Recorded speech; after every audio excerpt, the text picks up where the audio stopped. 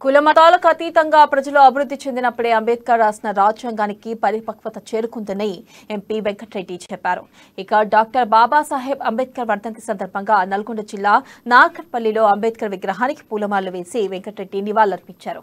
CM KCR మదితప్పి రాజ్యాంగాన్ని మార్చాలని అంటున్నాడని, దళిత బహుజనులు ఎప్పుడైతే అభివృద్ధి చెందుతారో అప్పుడే రాజ్యాంగ స్ఫూర్తి విజయవంతమవుతుందని ఆయన తెలిపారు.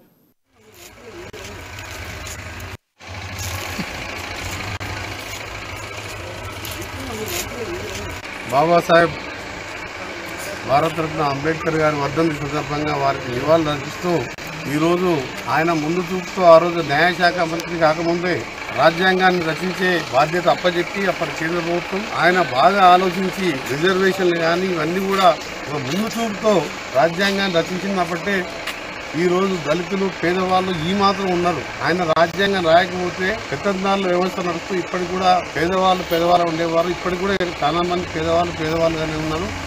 ఆయన రాజ్యాంగం మూలంగానే ఇలా ఆ మహనీయుడు ఈరోజు రాజ్యాంగ రాసిన దాన్ని ఉన్న రాజ్యాంగాన్ని మారవాలని